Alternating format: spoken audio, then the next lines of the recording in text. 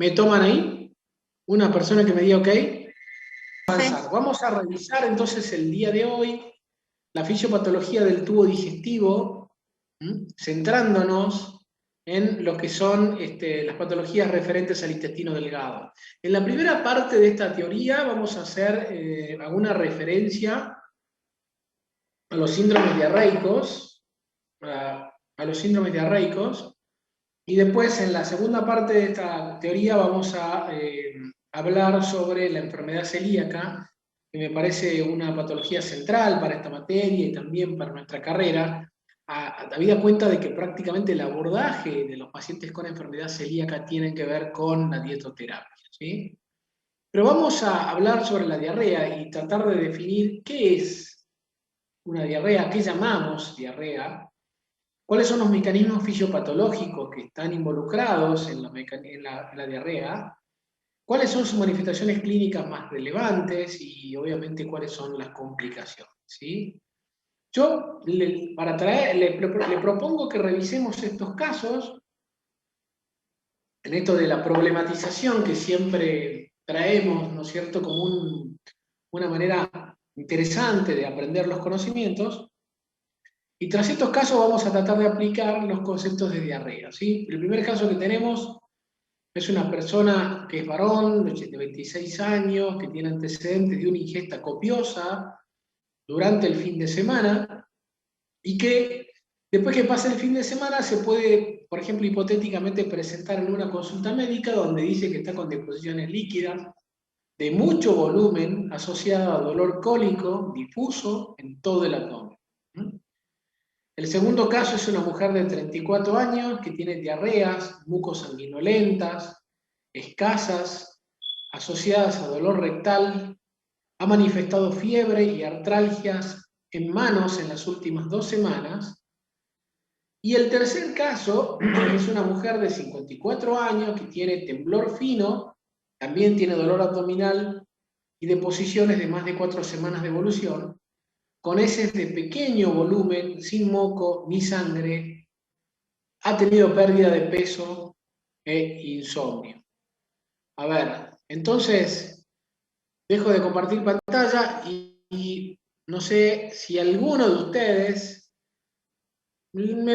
se anima a participar y contarme. Recuerden los 3 casos, uno de ingestas copiosas del fin de semana, el otro es una diarrea aguda con artralgias y deposiciones mucosanguinolentas, y la tercera es una diarrea también asociada a síntomas como temblor fino y pérdida de peso. Son casos parecidos, son casos muy distintos. ¿Qué jerarquizan de un caso y qué jerarquizan de otro? A ver, los quiero escuchar para poder hacer un poquito más participativo esto.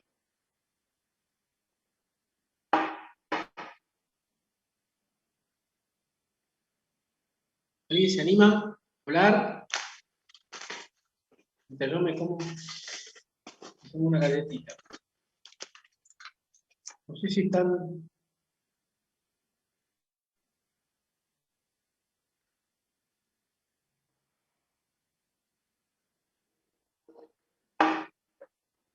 ¿Será que están muteados, como decimos?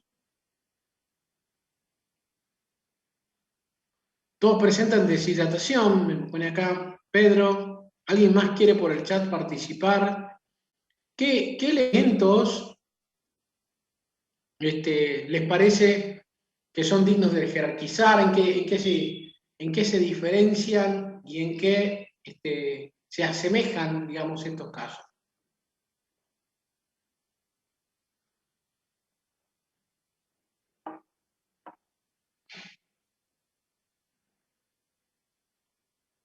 A ver.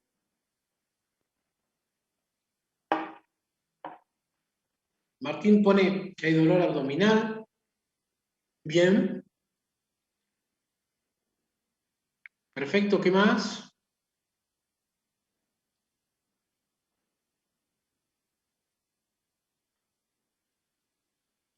A uno le llama la atención, dice que exista pérdida de peso con diarreas de poco volumen, muy buena observación por parte de Luna Camila, ya vamos a tocar estas cosas. A ver, ¿alguna otra observación? ¿Les parece lo mismo el primer caso que el tercero? Por ejemplo, una persona que hace ingestas copiosas y tiene diarreas después del fin de semana, a una persona que tiene pérdida ponderal. La idea es, en estos casos, vuelvo a compartir pantalla.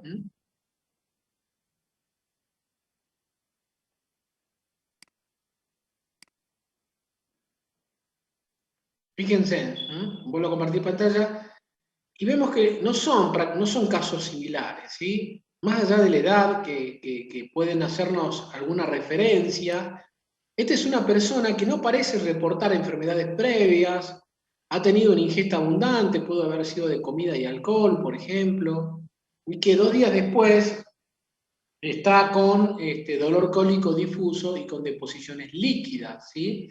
No es así el caso de esta persona que tiene heces con sangre. La presencia de sangre en las heces nos habla de otras manifestaciones, y esta es una persona también de 50 años que tiene pérdida de peso y tiene diarreas de pequeño volumen. Bueno, avancemos en la descripción de las diarreas, a ver si puedo responder las observaciones que ustedes hicieron, ¿sí? ¿Qué significa diarrea? Perdón, arriba dice enfermedad celíaca, perdón, esto está mal, debería decir diarrea. La diarrea es el aumento del volumen, la fluidez o la frecuencia. Perdón, me quiero detener aquí porque las 3 cosas definen diarrea, ¿sí? Una persona puede tener diarrea cuando pasa o cambia las características de su volumen. Habitualmente emite una determinada cantidad de heces y ahora lo hace en más cantidad. Su fluidez o la frecuencia. Habitualmente de heces cilíndricas, sólidas, pasa a tener heces líquidas. O también una persona tiene diarrea cuando su ritmo evacuatorio habitual suele ser 1 o 2 deposiciones y tiene 4 o 5. Entonces, el aumento del volumen, la fluidez y la frecuencia definen a la diarrea. En relación, por eso dice esta definición, al hábito intestinal normal de cada individuo. Es una alteración fisiopatológica, por supuesto, que puede resumir o puede estar detrás alteraciones de varias funciones del intestino, de la función secretora, de la función digestiva, de la función absortiva o de la motilidad. Una persona puede tener diarrea cuando una o más de estas funciones se alteran. Recuerden, secreción, digestión o absorción o la motilidad. Y se expresa por la emisión de heces líquidas. Esta es una de las clasificaciones que tienen los síndromes diarreicos.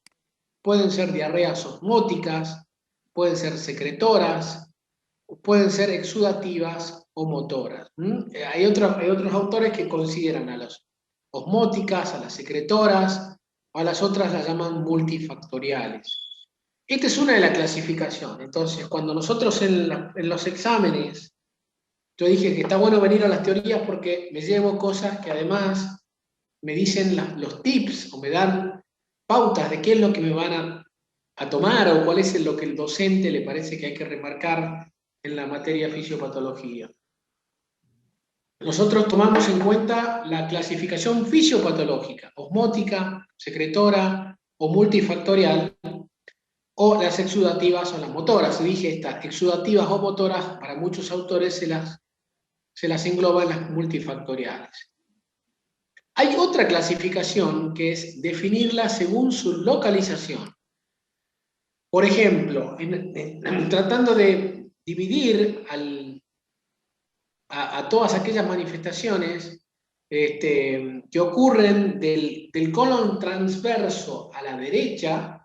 Ustedes saben que el colon es la última porción del tubo digestivo, se le llamó el intestino grueso, que comienza desde la válvula iliocecal hasta el ano, ¿no? Y que tiene una disposición de ascendente, transverso o colon izquierdo, o colon descendente.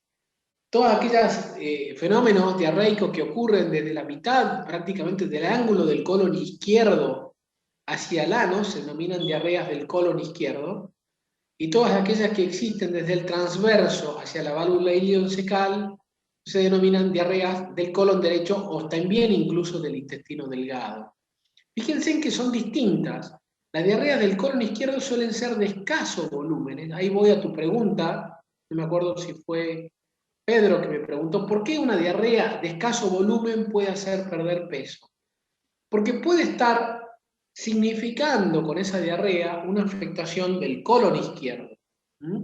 Las diarreas del colon izquierdo suelen ser de pequeño volumen, suelen tener sangre o pus y suelen asociarse, dado que la última parte del intestino grueso, el ano y el recto, son porciones muy inervadas. Cuando nosotros tenemos afectación del recto, ponemos en gatillo, digamos, una serie de actos reflejos, como por ejemplo el tenesmo. La palabra tenesmo es la urgencia rectal, es la sensación de incomodidad, la sensación de cuerpo extraño, la sensación de molestia rectal. Eso se llama tenesmo, la sensación de urgencia defecatoria, o también llamado urgencia rectal, ¿sí? Porque es una porción muy inervada, muy ricamente inervada, que cuando está irritada por una rectitis, por un tumor, por una úlcera de recto, las personas suelen manifestar urgencia o tenesmo. En contraposición a esto, las diarreas del colon derecho son más voluminosas, suelen muy pocas veces, no suelen tener manifestaciones como sangrados o pus y no tienen síntomas rectales. Esta es otra clasificación que me parece muy interesante que la incorporen, que es una diarrea orgánica o funcional. Y paso a explicar un poquito qué significa esto. Una diarrea orgánica hace mención a que existe organicidad, existe alteración estructural. Aquí vuelvo a traer el caso de esta persona, la tercera que tenía 54 años, que tenía heces de pequeño volumen y tenía pérdida de peso. Fíjense, la pérdida de peso, las diarreas sanguinolentas o diarreas que habíamos dicho podían estar afectando el colon izquierdo, más pérdida de peso, me está trayendo como referencia que acá existe un problema orgánico, es decir, está alterada la estructura de los intestinos. Suelen tener manifestaciones sistémicas, es decir, aparte de la manifestación diarreica, pérdida de peso, dolores articulares, otras manifestaciones de otros sistemas, por eso se llaman sistémicas, sangre o pus, mal estado general y compromiso del estado nutricional, o sea, de alguna manera me pone en aviso de que pueden haber estados de compromiso de la absorción intestinal.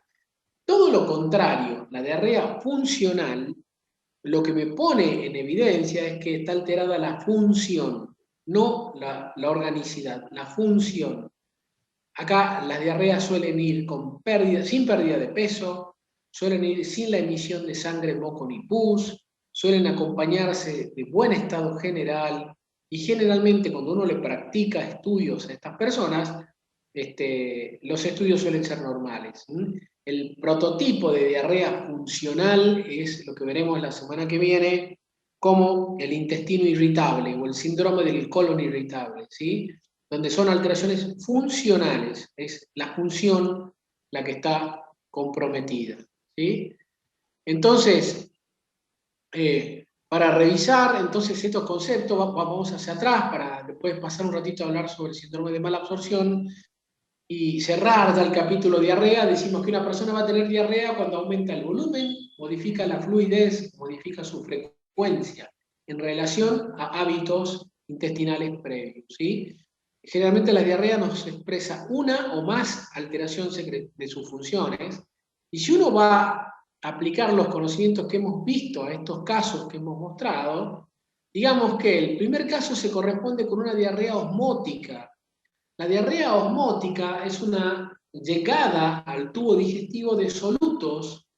Por ejemplo, la diarrea que solemos tener después de comilona, de tomar fernet, de tomar muchas bebidas tipo cola.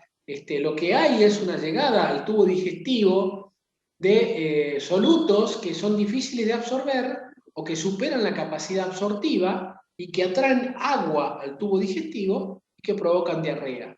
Este tipo de Profe, diarrea disculpe que lo calman interrumpa. generalmente o curan con la dieta o con la supresión del estímulo, ¿no? Que en este caso fue una comida copiosa. Fíjense que no tiene manifestaciones sistémicas, es una persona sana, no hay manifestaciones de pérdida de peso, no hay referencia de moco, pus y sangre. No así el caso de 34 años, donde esta persona tiene diarrea asociada a dolor rectal. Ustedes ya rápidamente se estarán refiriendo, esta persona tiene afectado el colon izquierdo, probablemente, tiene pérdida de moco y pus, y aparte tiene artralgias y fiebre, o sea, manifestaciones sistémicas. Si uno tuviera que clasificarle esta diarrea, diríamos, es una diarrea orgánica. La primera puede ser funcional, esta es orgánica, probablemente del colon izquierdo. Y el tercer caso es también una diarrea orgánica. Profe, perdón que lo interrumpa. Y Creo que no está grabando la clase. hipertiroidismo. Es una diarrea motora, pero que también otros autores consideran como multifactorial. Bueno, vamos a hablar un poquitito sobre qué son los síndromes de mala absorción, y ya para meternos como antesala a un síndrome de mala absorción clásico y muy estudiado, que es la enfermedad celíaca, ¿sí? Los síndromes de mala absorción es un conjunto de enfermedades, un conjunto de síntomas y signos. No hay una única enfermedad, pueden ser de tipo selectivas, pero generalmente son multivariadas o son o polivalentes, porque cuando uno tiene comprometida la absorción, por ejemplo, a las grasas o a los hidratos de carbono, también lo suele tener al calcio, también lo suele tener, digamos, a ciertos productos minerales o vitamínicos, que hacen, digamos, a una mala absorción mucho más nutrida. No sé, ¿hay alguien que levantó la mano? Si no, avanzamos. Profe. La clase está grabada, me dicen, esta clase no está grabada porque ustedes van a disponer de una grabación que es una clase idéntica del año pasado. Quédense tranquilos, van a tener una clase grabada, ¿no es cierto?, que es idéntica. Así que continúo con compartiendo pantalla. Decía, hay distintas clasificaciones para los síndromes de mala absorción. Repito la definición: conjunto de síntomas y signos secundarios a un trastorno de la absorción de nutrientes. Fíjense que si están focalizadas en la mala absorción de grasas, la manifestación suele ser la pérdida de peso y la esteatorrea. La esteatorrea es la emisión de heces con mucho tenor graso. Si está comprometido los hidratos de carbono, suele ser la distensión. Si están comprometidas la absorción de proteínas, la sarcopenia y la atrofia muscular, y así sucesivamente, los distintos componentes. No suelen ser selectivos, suelen ser multifactoriales. Pero esto es importante, esta clasificación. Los síndromes de mala absorción se dividen según su fase, al menos se clasifican de esta manera. Según estén comprometidas la fase luminal, la fase mucosa o la fase de transporte. La fase luminal son todas aquellas patologías que comprometen de alguna manera la luz del intestino. Y acá hay que pensar en todas las enfermedades que alteran la secreción de enzimas digestivas. ¿Qué ocurre en la luz de los intestinos? En la luz de los intestinos ocurre la llegada de los alimentos y los procesos de clivaje, ¿no es cierto?, por las distintas enzimas proteolíticas, amiloidóticas, digamos, o las enzimas por ejemplo, de digestión en grasa. Entonces, todas aquellas patologías que comprometen la secreción de estas enzimas digestivas, por ejemplo, la anemia perniciosa, la insuficiencia pancreática, los déficits enzimáticos, las cirugías que suponen bypass, es decir, cirugías bypass intestinales. La palabra bypass es cirugías en las cuales los cirujanos hacen resección de una porción de los intestinos y lo conectan con nosotros, pero bueno, hay insuficiencia de alguna manera intestinal. Aquí lo que está comprometida es la fase luminal, la fase de la digestión luminal. Recuerden estas enfermedades, porque se las solemos preguntar en los exámenes. No así la fase mucosa. En estas patologías, por ejemplo, donde está la celiaquía, lo que está comprometida es la mucosa, digamos, la mucosa de los intestinos, ¿sí? Las infecciones también intestinales se anotan aquí, el daño que provocan algunos fármacos a la mucosa o los déficits de hidrolasas, para hablar de patologías mucho menos frecuentes, ¿sí? Y por último, y este capítulo es también bastante infrecuente, los síndromes de mala absorción por alteración del transporte, es decir, yo tengo indemne la mucosa, tengo buena llegada de sales biliares y de enzimas digestivas, pero lo que tengo comprometido es el transporte de los nutrientes del torrente sanguíneo, de la microcirculación, hacia los vasos mesentéricos y después hacia el hígado, ¿sí? Aquí están las trombosis, la obstrucción linfática, las linfangiectasias y demás.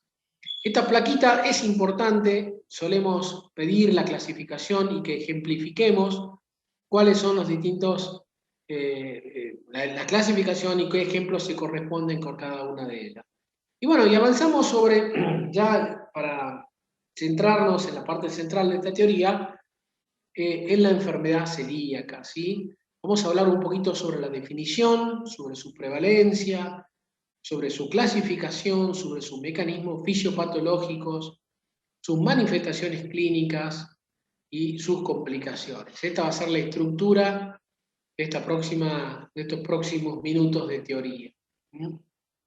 A ver, volvemos a los casos clínicos y digamos, o presentemos este ejemplo. A ver, dice acá, Emma es una mujer de 52 años, bioquímica. Créanme que es un caso real, ¿eh?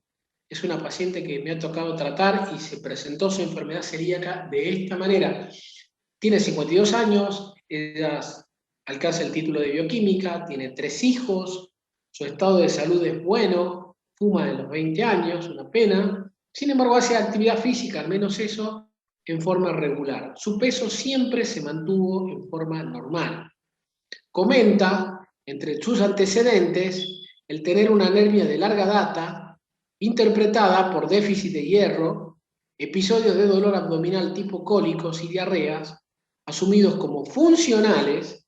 Recién veníamos de hablar que los episodios funcionales son los que no provocan pérdida de peso, lo que se suelen dar por alteraciones de la función. Esta mujer tuvo esto durante mucho tiempo, una anemia de muchísimos años de evolución, que era por deficiencia de hierro, y dolores tipo cólicos y diarrea, que durante mucho tiempo los interpretó que eran de tipo colon irritable, por ejemplo. Además, tiene una osteopenia y estuvo tratada con aportes de calcio y vitamina D. Y la pregunta, Emma, que nos hacemos con Emma es, ¿Emma puede tener una enfermedad celíaca? ¿Qué les parece a ustedes? Voy a conectar mi cargador.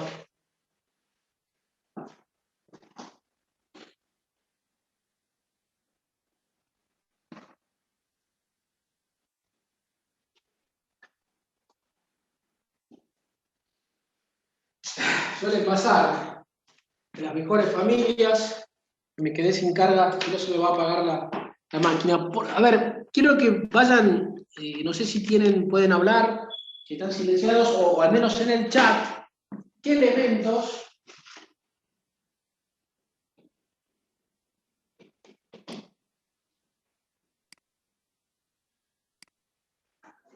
ya estamos. Estoy de vuelta. ¿Qué elementos le hacen a pensar que Emma puede ser celíaca?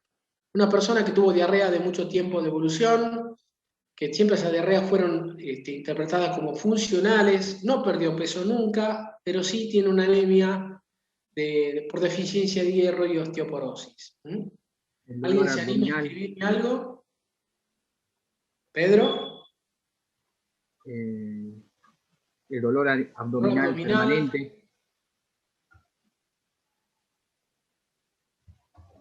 A ver.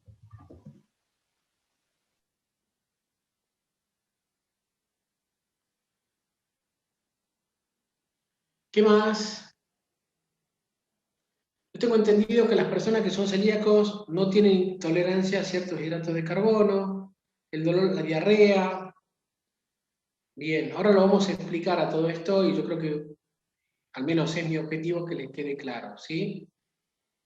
Este caso que dije que es real, trae a colación una de las formas de presentación de la enfermedad celíaca, ¿sí? Es cierto, la persona tenía diarrea, pero recién acabamos de ver que era fácil, o era, perdón, era posible confundirnos que no sea una diarrea orgánica.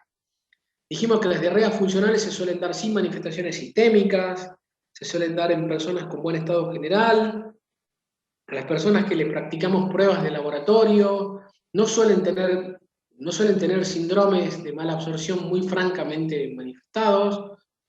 Pero, ojo, Emma tenía dos cosas que hay que prestar atención. Tenía una anemia de larga data y tenía osteoporosis a los 54 años. Fíjense, hay dos avisitos, ¿eh? Había deficiencia en la absorción de hierro y había deficiencia en la absorción de calcio y vitamina D. Entonces, no era tan normal la situación de Emma.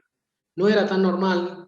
Y esto podría alentarnos, digamos, en la forma de presentación de la enfermedad celíaca, ¿sí? Emma sí puede tener una enfermedad celíaca y lo vamos a ver en el curso de esta noche. La enfermedad celíaca también se llama esproenotropical, esto un poquito de historia, ¿sí? Es una enteropatía sensible al gluten. Así tenemos que definirla. Es una enteropatía crónica de naturaleza autoinmune, enteropatía crónica de naturaleza autoinmune que muestra sensibilidad, digamos, a las proteínas del gluten. Esto, por favor, así debe ser definida, ¿sí? Nos supone que detrás de esto hay una mala absorción de nutrientes, hay lesiones histológicas, o sea, hay daño en la mucosa del intestino delgado, y toda esta patología presenta rápida mejoría clínica e histológica al eliminar el gluten de la dieta.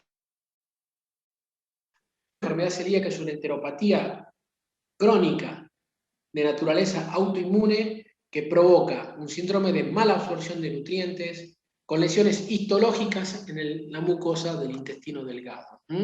Esos elementos, por favor, tienen que estar, digamos, cuando uno defina en los exámenes enfermedad celíaca. Un breve repaso, a ver, inicialmente se la describe en niños y quizás por eso, hoy yo creo que no ligamos tan directamente la enfermedad celíaca a los niños, sino creemos que es una enteropatía que puede despertarse en cualquier momento de la vida, aún en los ancianos. Hay la enfermedad celíaca de los ancianos. Si bien sus descripciones iniciales datan por allá en el 1800, en el siglo XIX, como una causa muy rara de mala absorción, es recién en el 1932 cuando se describen algunas de sus manifestaciones en adultos, sobre todo con los trabajos de Dick y de Van der Kammer, que publican la relación de la enfermedad y la fracción proteica del trigo y del gluten, ¿sí? Esta enfermedad se presenta en adultos y en niños en tasa a un 1% de la población general, Sin embargo, los estudios de prevalencia hay una gran variabilidad, y acá también hay que ver cómo mido la enfermedad celíaca, ¿eh? Si la mido por biopsia, si la mido por anticuerpo, y ahí en eso residen, digamos, las distintas variabilidades que tenemos cuando salimos a buscar los estudios de prevalencia. Hay muchos estudios de prevalencia hechos en muchas partes del mundo. En Argentina hay estudios interesantes hechos en el centro del país, en la Universidad de La Plata, donde, por ejemplo, se concluye que una de cada 200 o cada 300 personas, pero el número más cercano que se acuerda es uno de cada 200 personas en esa porción, digamos, en esa región de la Argentina, tiene enfermedad celíaca, ¿sí? Y con tasas de diagnóstico que van en aumento, ¿sí? y durante mucho tiempo se dijo que era una enfermedad del mundo occidental, es decir, que tiene que ver con nuestros hábitos de comer harinas y demás. Sin embargo, hoy se reconoce que hay celíacos en prácticamente toda región del mundo, tanto en Oriente Medio, Asia, América Latina y en el norte de África, ¿sí? ¿Cómo se clasifican? Esta es una de las formas de clasificación. Ustedes también tienen el Farrera, esto está tomado de Farrera. La enfermedad celíaca se puede clasificar en clásica o sintomática. Clásica o sintomática, ya voy a explicar qué es una de estas cosas. La enfermedad celíaca atípica o subclínica, en la enfermedad silente o asintomática y en la enfermedad latente. Vamos a esta tablita donde creo que va a estar mejor explicado estos conceptos. La enfermedad clásica es como su nombre mismo lo dice, como clásicamente se la describió en los chicos. Esta enfermedad, la forma clásica, que no es la que tuvo Emma. Emma tenía diarrea, pero no tenía pérdida de peso, o sea, no tenía un claro síntomas mal absortivo. Al menos tuvo algunos elementos de la clásica, pero tuvo más elementos de la subclínica. La forma clásica es la que se da con diarrea, pérdida de peso o síntomas de mala absorción. Esta forma suele tener daño histológico, leve a severo, o sea, claramente para que exista mala absorción tiene que haber daño mucoso y por lo general tienen anticuerpos positivos, ¿sí? La enfermedad celíaca subclínica, que es la del caso que hemos traído, fíjense, acá está descrita las anemias, la osteoporosis, las osteopenias, las alteraciones neurológicas, la infertilidad, cuántas parejas se rastrean de infertilidad, se rastrean de enfermedad celíaca en este contexto de infertilidad. También para que exista anemia y haya deficiencia en la absorción de hierro, como EMA, en la absorción de calcio, para que haya trastorno de la fertilidad, tiene que haber daño histológico y también anticuerpos positivos. Hasta acá creo que las cosas son fáciles de entender. La forma clásica es claramente la forma digestiva. La forma subclínica o atípica hace referencia a alteraciones malabsortivas que afectan otros sistemas.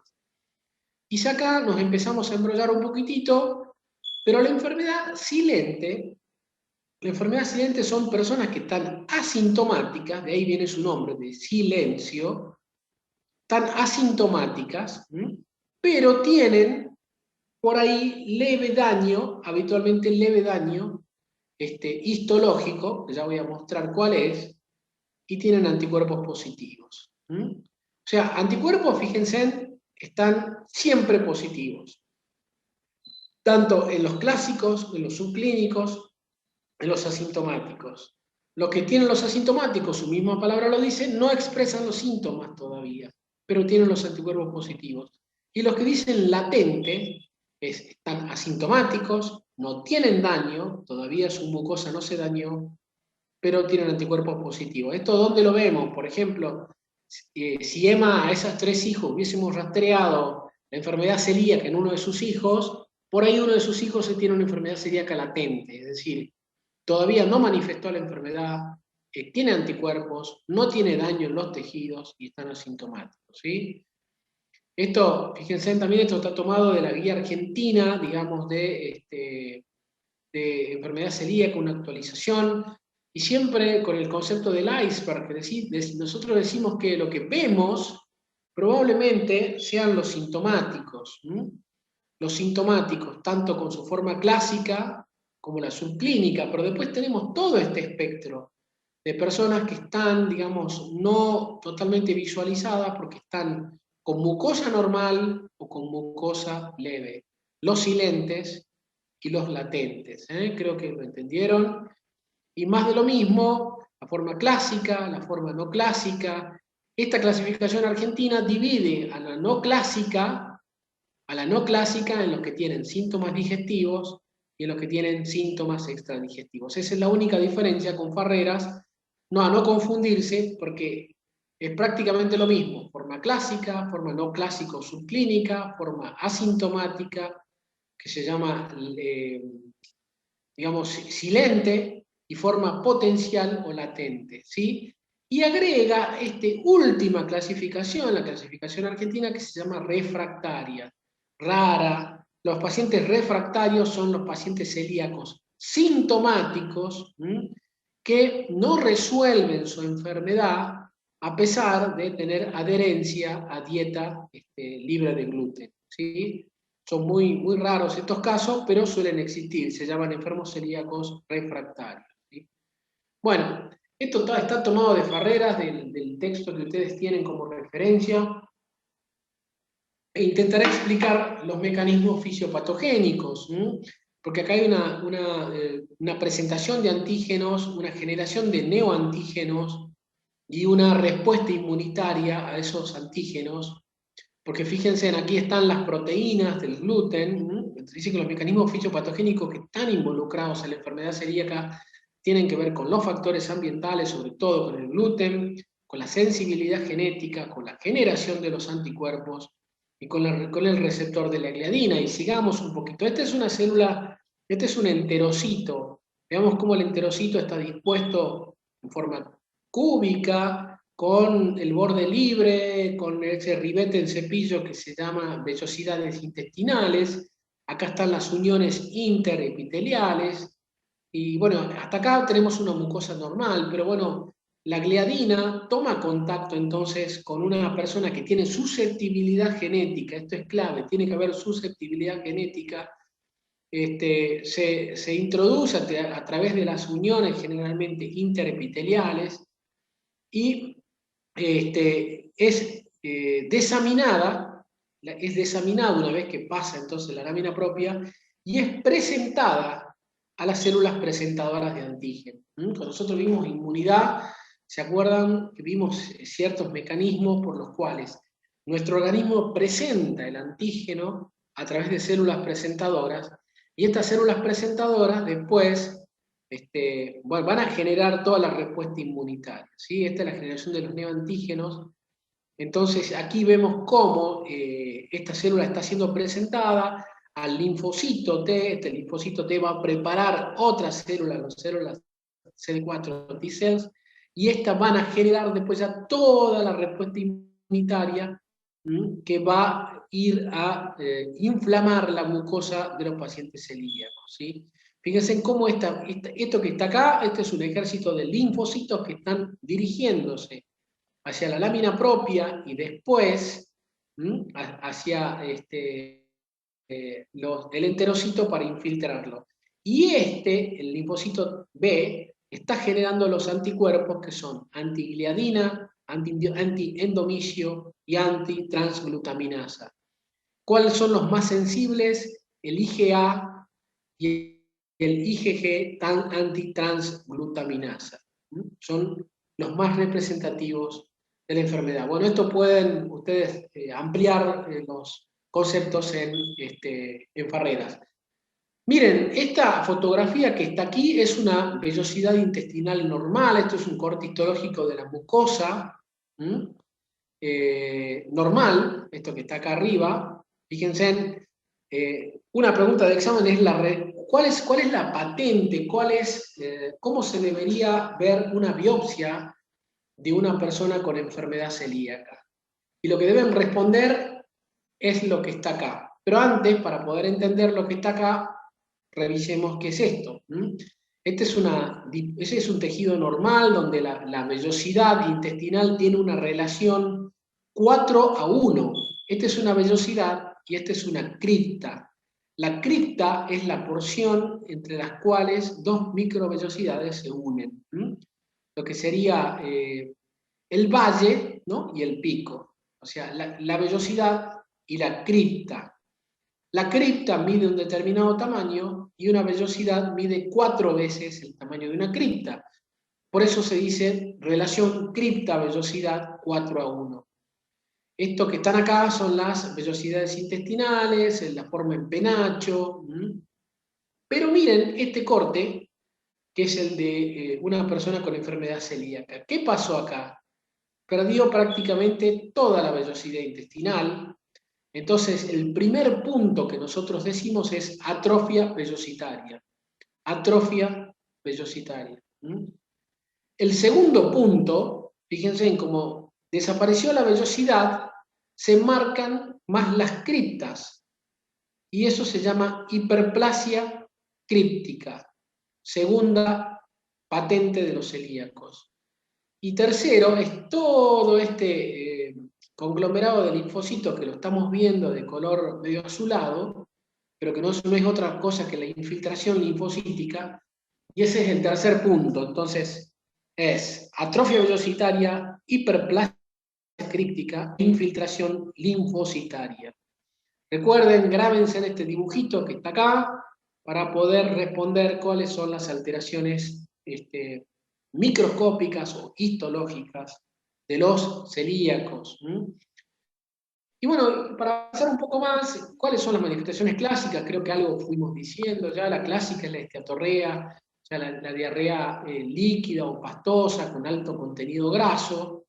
En ocasiones puede haber constipación, síntomas inespecíficos y adelgazamiento, pero lo más probable es que estemos frente a una forma clásica en la presencia de diarrea con heces líquidas o pastosas. En niños a esto se sucede o se acompañan de pérdida de peso o retraso de crecimiento.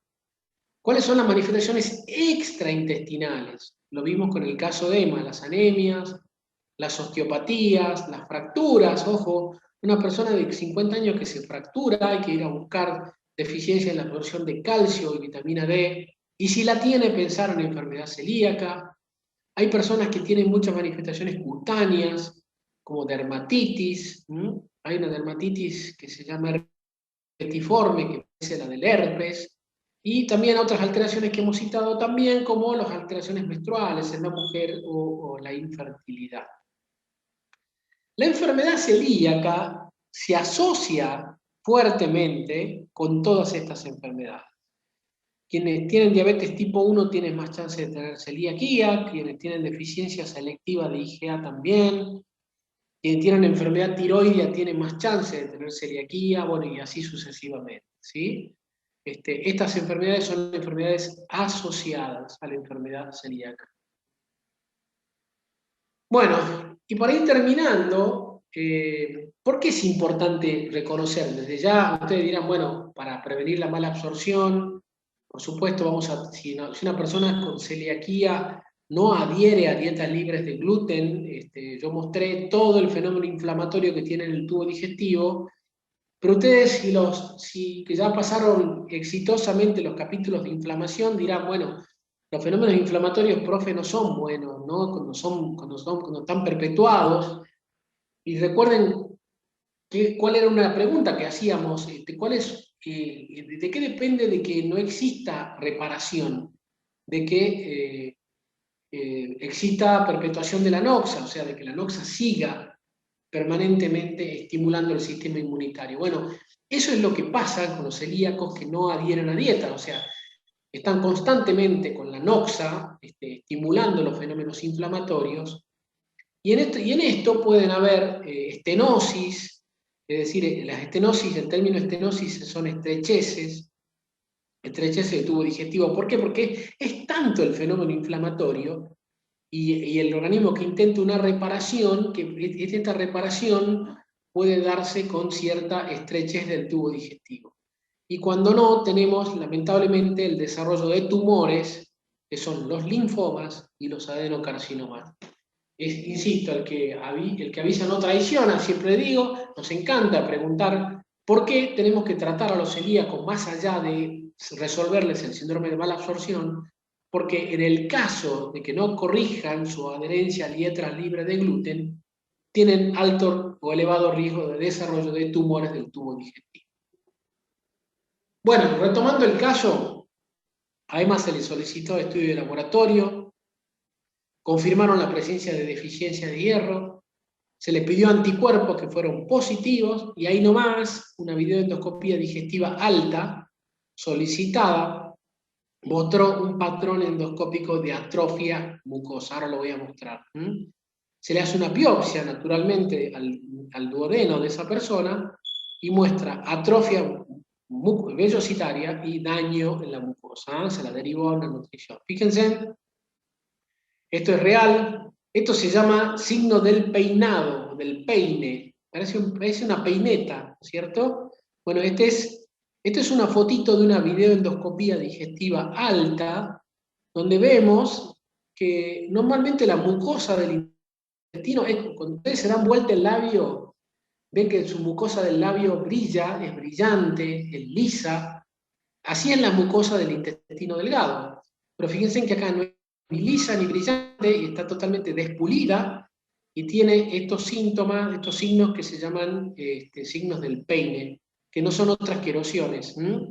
Y acá vemos lo que vimos, para la redundancia, recién en la fotito anterior. Lleno de linfocitos. Todos estos celulitas son linfocitos. O sea, tiene infiltración linfocitaria. Fíjense en la hiperplasia críptica que tiene. Miren esta cripta de grande que es, esta de grande que es, y miren esta vellosidad. En realidad es más grande la cripta que la vellosidad. O sea, se llama inversión de la relación cripta-vellosidad, hiperplasia críptica, atrofia vellositaria e infiltración. En síntesis, nos vamos a descansar, nos vamos a ver el partido. No sé si está jugando Argentina en este momento, ¿ok? La enfermedad celíaca es un trastorno autoinmune con un precipitante ambiental en personas con predisposición genética.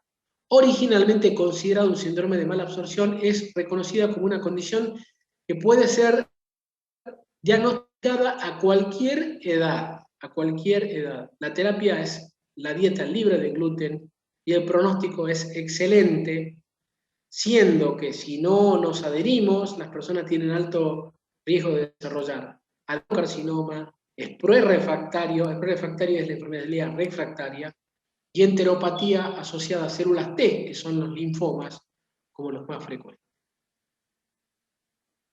Bueno, a las 21 es el partido, profe, me dice. No sabía, gracias, David. Entonces tengo tiempito de tomarme un café, de relajarme un poquito. No sé si veo un gran partido o no últimamente.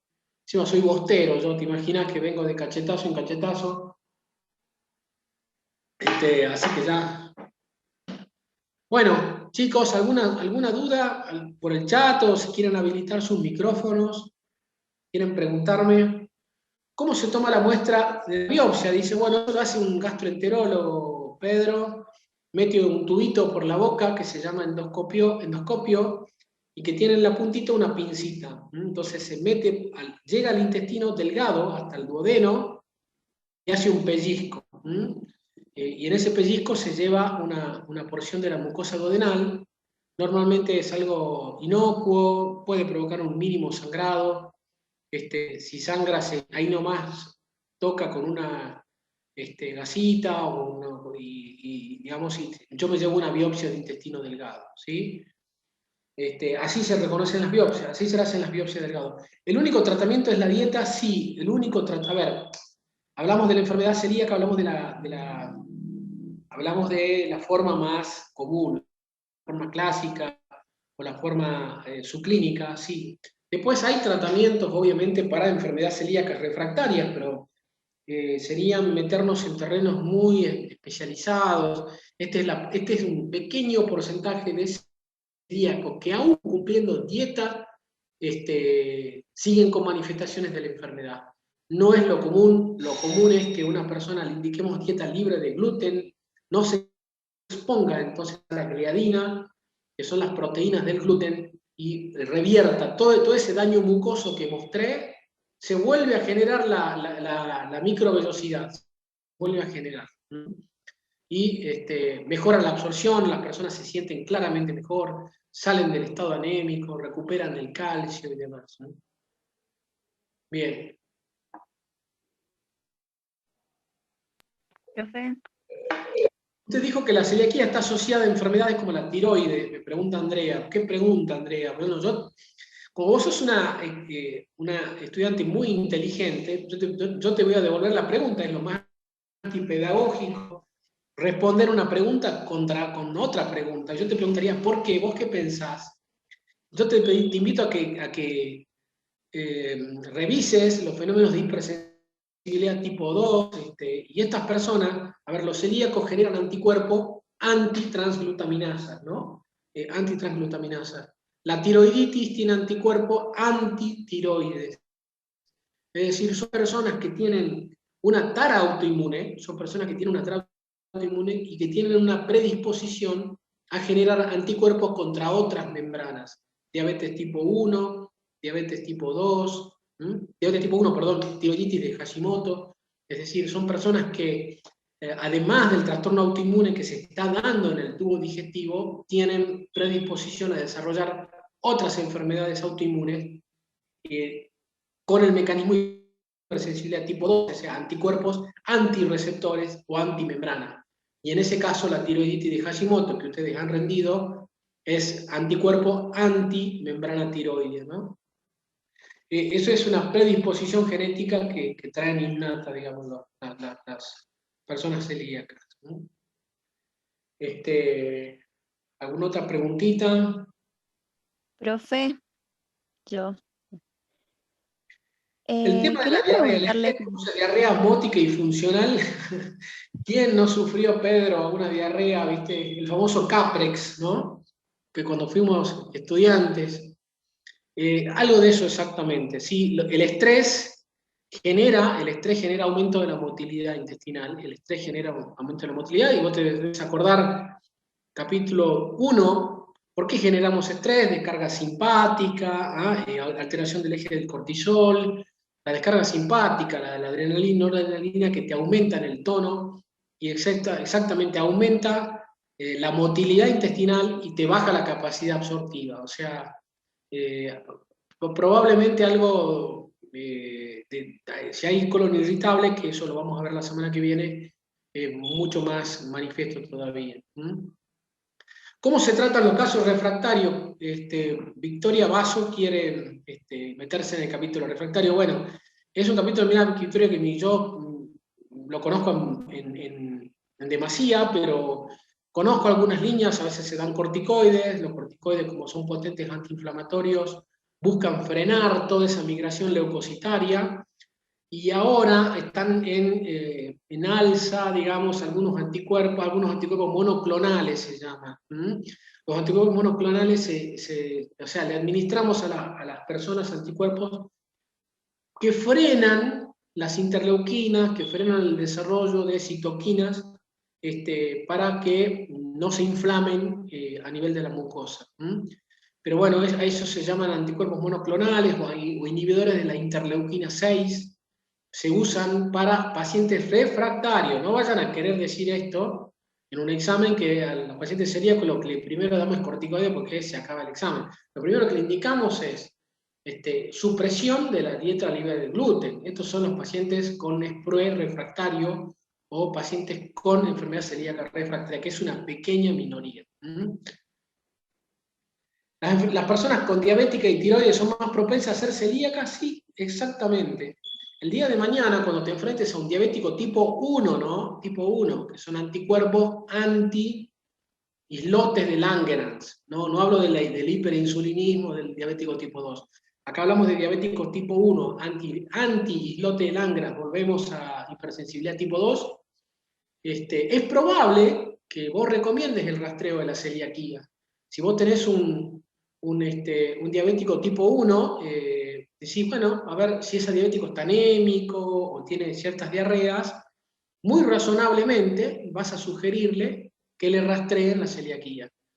Cami Moreno dice, tengo hambre, profe, bueno, no sé, no, es difícil, no es el espacio de una consulta, pero tendrás que analizar si no te haces anticuerpos, cuanto menos.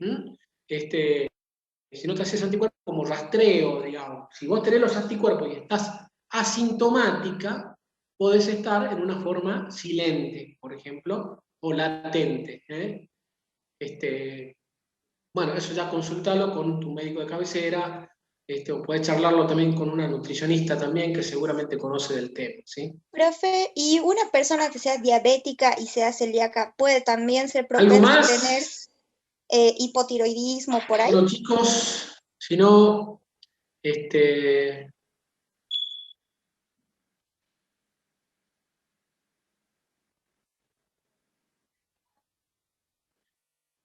Si no hay más preguntas, nos vamos a descansar, nos vamos ¿en qué parte de Farrera este capítulo? Bueno, enfermedades del tubo digestivo es un capitulazo, lo tiene muy bien desarrollado Farreras en esto, así que, es más, mi clase está tomada de ahí, fuertemente está tomada de ahí, así que pueden ver eso de ahí. Bueno, buenas noches, que tengan un lindo fin de semana, a estudiar, a seguir avanzando, son los capítulos más lindos, enfermedades digestivas, así que te deseo un lindo fin de semana. Abrazos.